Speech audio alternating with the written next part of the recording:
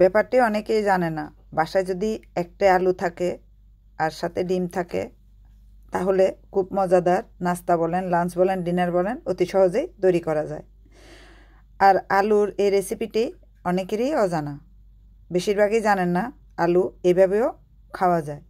প্রথমে আলু ভালোভাবে ধুয়ে খোসাগুলো ছাড়িয়ে নিতে হবে। খোসাগুলো ছাড়ানোর পর একদম চিকন চিকন করে কেটে নিতে হবে। আর আপনারা এমনভাবে চিকন করে কাটবেন যেন কোনো পানি ব্যবহার করা না লাগে। এখন দেখেন আমি আলুটা কেটে নিয়েছি আর সাথে নিয়ে নিচ্ছি ডিম। এই রেসিপিটা আপনারা চাইলে একটা ডিম দিয়েও করতে পারেন। আর ডিম কিন্তু শরীরের জন্য অনেক ভালো, সব বয়সীরা রেগুলারলি ডিম খেতে পারেন। তো সেই জন্য আমি এখানে 3টা ডিম নিয়েছি। অনেকে প্রতি সকালেই দেখা যায় নাস্তার জন্য 2টা ডিম খেয়ে থাকেন। আর এখন ডিমগুলো দিয়ে আমি খুব সুন্দরভাবে এই রেসিপিটি কীভাবে করব সেটা আপনাদের দেখিয়ে দিচ্ছি। আমি কড়াইতে প্রথমে 2 টেবিল স্পুন পরিমাণ কুকিং অয়েল দিয়ে দিলাম। তারপরে দিয়ে দিয়েছি একটা সাদা পেঁয়াজ। আপনারা লাল পেঁয়াজ, সাদা পেঁয়াজ যে কোনো পেঁয়াজ ইউজ করতে পারেন। মাঝারি আকারের একটা পেঁয়াজ এখানে দিয়ে আমি নেড়েচেড়ে হালকা ব্রাউন আকার ধারণ করার পর আলুগুলো দিয়ে দিচ্ছি। এভাবে আলুগুলো দেওয়ার পর আপনারা দেখবেন ভালোভাবে যেন নেড়েচেড়ে পেঁয়াজ আলু তেলের সাথে মিশানো হয়। এখানে কোনো পানি ইউজ করার প্রয়োজন নেই। এখন এগুলো ভালোভাবে নাড়াচাড়া করার পর আমি দিয়ে দিব হাফ টিস্পুন পরিমাণ সল্ট আর হাফ টিস্পুন পরিমাণ হলুদের গুঁড়া। আপনারা যে লবণ সেটা আপনাদের স্বাদ মতো আপনারা ব্যবহার করতে পারেন। অনেকে লবণ বেশি খান, অনেকে কম খান, সেটা আপনাদের উপর নির্ভর করবে। তারপর একসাথে আমি ভালোভাবে মিক্স করে নিচ্ছি। একসাথে ভালোভাবে মিক্স করার পর ঢাকনা দিয়ে 5 মিনিটের মতো রান্না করব। আর এই ভাজিটি করার সময় আপনারা অবশ্যই চুলার আগুন মিডিয়ামে রাখবেন বা লোতে রাখবেন। তাহলে মিডিয়ামে যদি রাখেন প্রথমে সবগুলো মশলা মিশে গিয়ে এই যে দেখতে পাচ্ছেন এভাবে আলাদা একটা কালার চলে আসবে। আলুগুলো সিদ্ধ হয়ে গিয়েছে এই অবস্থায়। এখন আমি আবার নেড়েচেড়ে আরও 2 মিনিটের মতো এটা ভালোভাবে ভাজি করে নিব। অনেকে এটা একদম ঝুরা ঝুরা ভাজি পছন্দ করেন। আমার যেহেতু যে আলুটা নিয়েছি এগুলো সাধারণত ম্যাশ পটেটোর জন্য ব্যবহার করা হয়, সে আলু হওয়া তারও তাড়াতাড়ি সিদ্ধ হয়ে গিয়েছে। এখন আমি দিয়ে দিয়েছি কয়েকটা কাঁচামরিচ কুচি করে। আপনারা চাইলে কাঁচামরিচ ইউজ করতে পারেন অথবা এখানে গুঁড়ামরিচও ইউজ করতে পারেন। এখন এই খাবারটা যখন রেডি হয়ে গেল দেখতে পাচ্ছেন এই অবস্থা আপনারা তুলে নিতে পারেন ধনিয়া পাতা দিয়ে।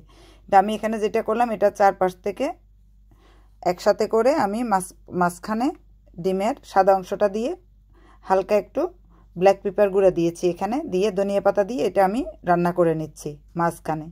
যদি আপনি মাঝখানে না দিয়ে পুরো আলুর সাথে মিশিয়ে দেন তাহলে এটা ভালোভাবে রান্নাটা হবে না। এজন্য প্রথমেই আপনারা এইভাবে ভালোভাবে ভাজি করে নেবেন ডিমটা, তারপর একসাথে মিশিয়ে দেওয়া যাবে। প্রথমে যদি আপনারা সাদা অংশটা মিশিয়ে দেন তাহলে আলুর সাথে খেতে তেমন বেশি মজা লাগে না, দেখতেও ভালো লাগে না। আর এভাবে যদি ডিমটা প্রত্যেকে ভাজি করে একসাথে মিশিয়ে নেন তাহলে কিন্তু খেতে যেমন ভালো লাগে তেমনি দেখতেও সুন্দর লাগে। এখন আমি ধনিয়া পাতা দিয়ে খুব ভালোভাবে এগুলা মিশিয়ে নিচ্ছি। তো আলুটা রেডি হয়ে গিয়েছে। এখন আমি আলাদা করে সুন্দর একটা ডিজাইন করে আপনাদেরকে দেখিয়ে দিচ্ছি ডিমের কুসুমটা দেওয়ার জন্য। তো এভাবে দেখতে যেরকম সুন্দর লাগে আলু ভাজিটা তেমনি খেতেও সবাই খুবই পছন্দ করে। আপনি সকালের নাস্তায় বিদেশিরা সাধারণত ম্যাশ পটেটো খেয়ে থাকেন ঠিক এভাবে, সেখানে তারা চিজও ব্যবহার করেন লবণ ব্যবহার না করে। এখন আমি এখানে উপর থেকে ডিমের কুসুমগুলো দিয়ে দিচ্ছি। তো এই যে আপনারা অনেকে ডিম পোস্ট খান, তো আলু দিয়ে ডিম পোস্টটা যদি আপনারা করে খান সকালের নাস্তায় বা দুপুরে আপনারা এই রেসিপিটা আপনারা রাখেন সাথে সালাদ দিয়ে তাহলে কিন্তু অন্য কোনো কিছু লাগে না। আর সকালের নাস্তার জন্য এটা পারফেক্ট একটা রেসিপি। বাসায় আপনারা খেয়ে বলবেন কেমন হয়েছে। আমি উপর থেকে আবার কিছু চিলি ফ্লেক্স দিয়ে দিচ্ছি। দেখতে যেমন সুন্দর লাগে তেমন হালকা একটু ঝাল ঝাল, খেতেও খুবই ভালো লাগে।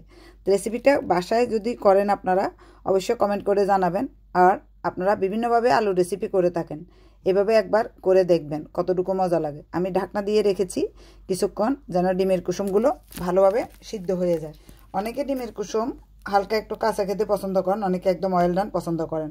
তা আপনি চাইলে পাশ থেকে যে তেল আছে এখনও তেলটা উপর থেকে কুসুমের উপরে দিতে পারেন, সেটা দেখতে আরও ভালো লাগবে। এই যে দেখতেই পাচ্ছেন আপনারা এটা বাটার দিয়ে করতে পারেন অথবা ঘি দিয়েও করতে পারেন। এই আলুটা আমি কুকিং অয়েল দিয়ে করেছি। তো এটা যে কতটুকু মজাদার, আবার ভাত দিয়ে খেতেও কিন্তু মজাদার। শুধু যে আপনারা সালাদ দিয়ে খাবেন বা টোস্ট দিয়ে খাবেন তা না, বিদেশিরা সাধারণত ম্যাশ পটেটোর সাথে এক পিস টোস্ট খায় বা সালাদ খায়। তা আমরা বাঙালি, আমরা এটার সাথে ভাত দিয়েও খেতে পারি। ধন্যবাদ সবাইকে, ভালো থাকবেন।